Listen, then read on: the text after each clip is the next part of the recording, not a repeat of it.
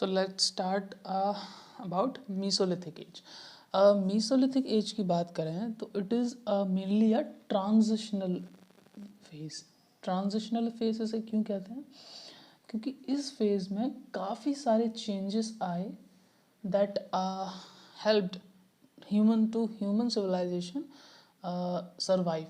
ठीक है, इस फेज़ में जैसे हम जानते हैं पेलियोलिथिक एज में काफ़ी तरह तरह की स्पीशीज़ एग्जिस्ट करती थी जो कि अब एक्सटिंक्ट हो चुकी हैं, बट ह्यूमंस सर्वाइव्ड समहाउ. तो वो चेंजेस जो मेसोलिथिक एज में आए थे they were helpful to human survival. तो इसीलिए इसे एक ट्रांजिशनल फेज कहते हैं जिसने ट्रांजिशन किया फ्रॉम पेलियोलिथिक एज जहाँ पे काफ़ी सारे तरह के स्पीशीज़ थी टू अ फेज जहाँ पे ह्यूमंस डोमिनेंट स्पीशी बन के निकले. तो व्हाट वर दीज ट्रांजिशंस? पहला जो मेन सबसे बड़ा ट्रांजिशन हुआ वो था एनवायरनमेंट का. एनवायरनमेंट जो है पहले कोल्ड था, अब it started becoming warmer comparatively warm climate बनने लगा था. आइस एज ख़त्म हो गई थी, वार्म क्लाइमेट होने क्लाइमेट जो है वो कंपैरेटिवली वार्म होने लगा. तो उसकी वजह से क्या हुआ? फ्लोरा एंड फौना डेवलप हुआ.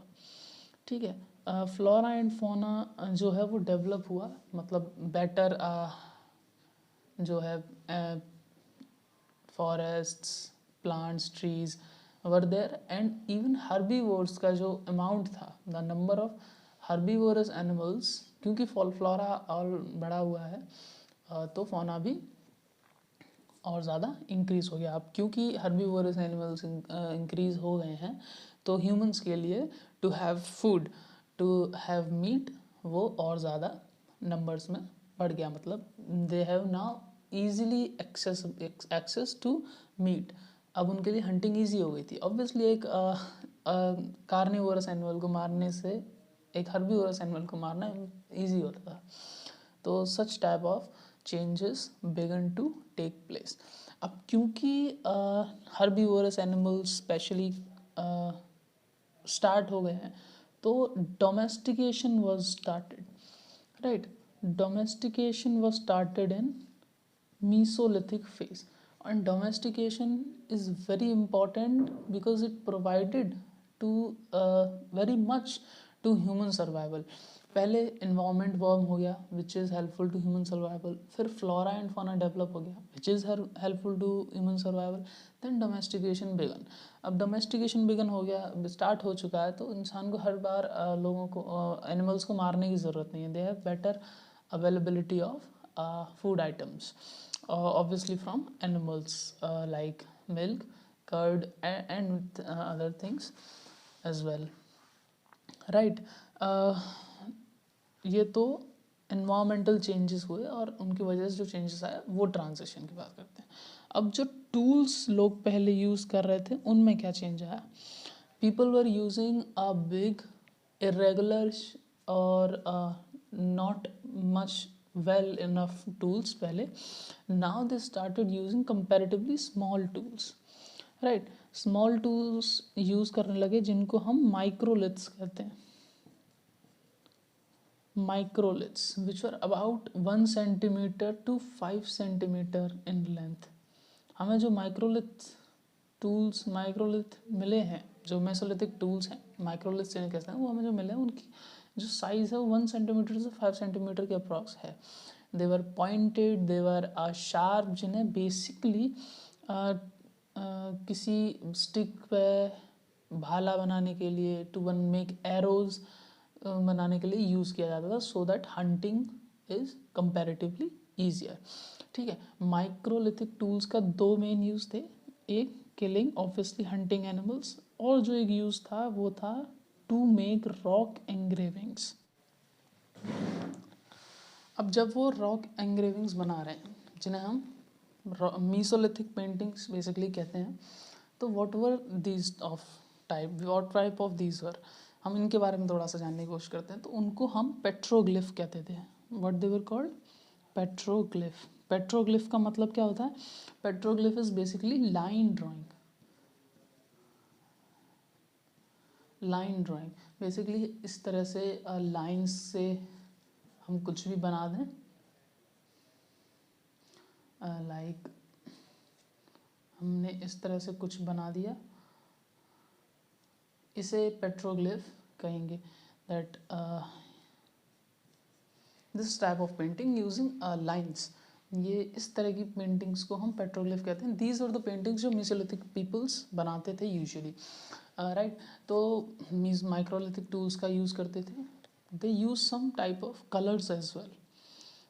what colors they use naturally obtained colors, natural colors use करते थे, which include green, which include yellow, which has brown and red colors. These are some naturally available colors जो वो लोग use करते थे। Obviously जो red color था, this was also supplied from animal blood।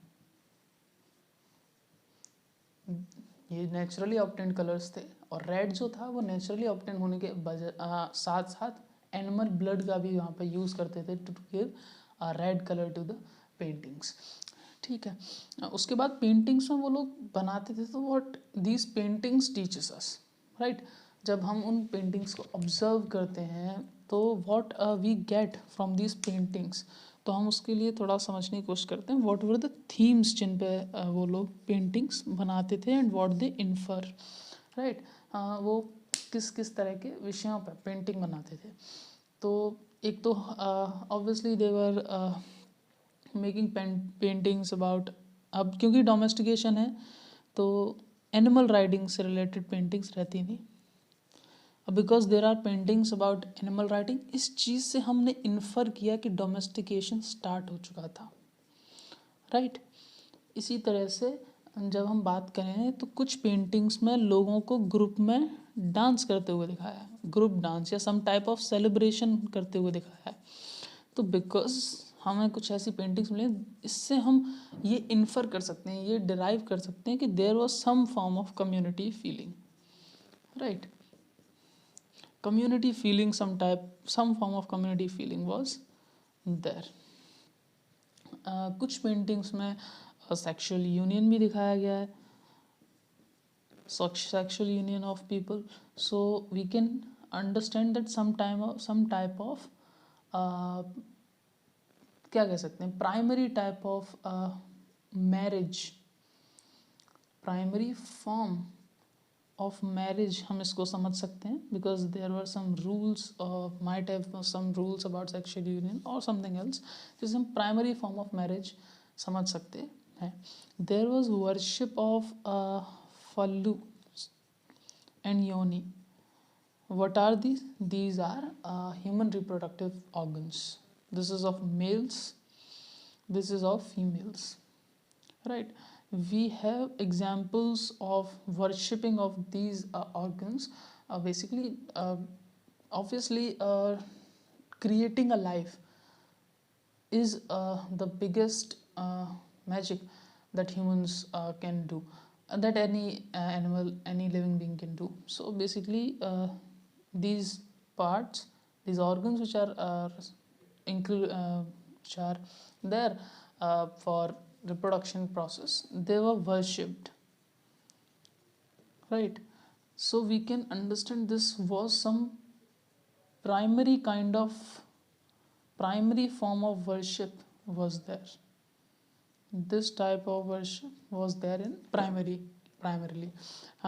यही कुछ बातें थी अबाउट रॉक पेंटिंग्स, रॉक एंग्रेविंग्स, जो हमें मीसोलिथिक फेज में मिलती हैं। इसके अलावा हम बात कर लेते हैं व्हाट वर दी साइट्स जहाँ पे हमें Mesolithic remains of Mesolithic age मिले हैं। तो साइट्स की बात करें तो these are obviously Bhimbetka was there, Bhimbetka which is in Madhya Pradesh was there, right। and Adamgarh in UP, sorry, it is also in MP। Adamgarh, which is in MP, was also there। another site can be Langanj, which is in present day Gujarat. Right, these are some Mesolithic sites, and with that हमने almost Mesolithic site का सारा, Mesolithic as का सारा topic पढ़ लिया है.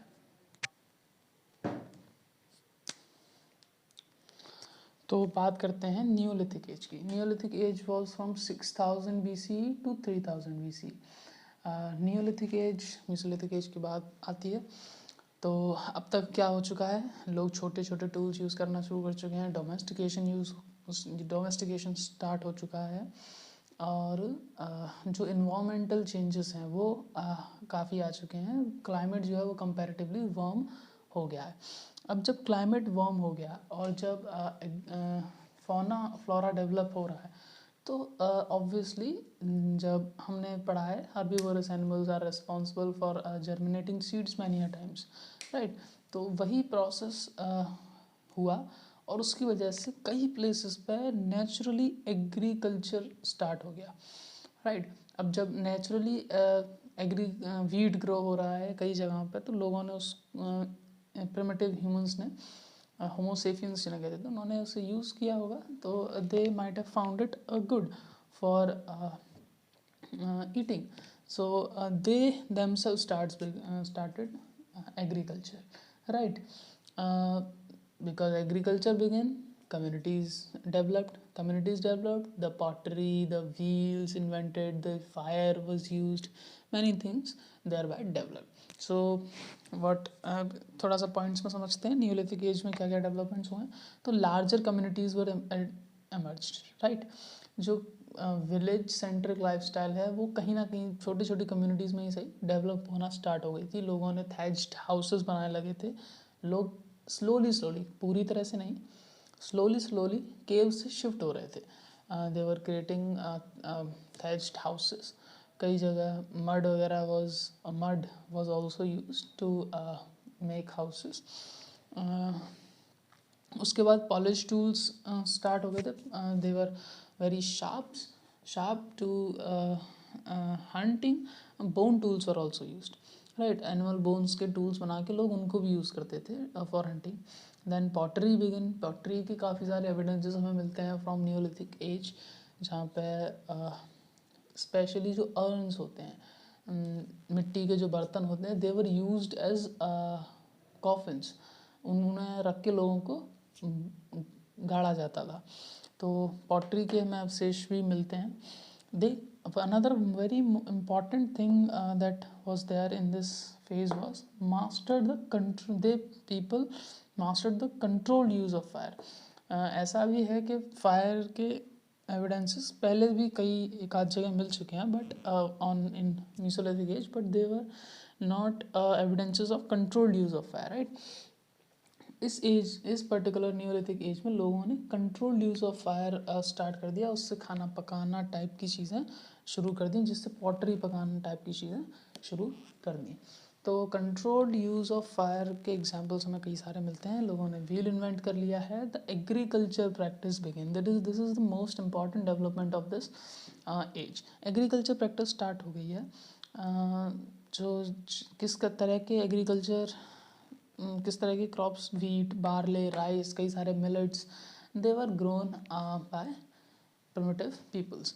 जो मेहरगढ़ है प्रेजेंट डे बलूचिस्तान में, it is the first place जहाँ पे हमें सबसे पहले एग्रीकल्चर प्रैक्टिसेस के एविडेंसेस मिले थे from this period, right. Another एक अब बात कर लेते हैं what were the sites of Neolithic age. तो Kashmir valley, Burzahom, Bhimbetka obviously again, right. और ये साइट्स थी. और साउदर्न इंडिया में भी कुछ साइट्स हैं, जैसे हल्लूर और कोडिकल, 2 जगह हैं इन कर्नाटका प्रेजेंट डे. यहाँ पे भी हमें न्यूलिथिक एज के रिमेन्स मिलते हैं. तो this is all for stone age. I hope lecture पसंद आया होगा. For any advices feel free to use comment box, and do share and subscribe my channel if you like. Share it to your friends as well. Thank you very much.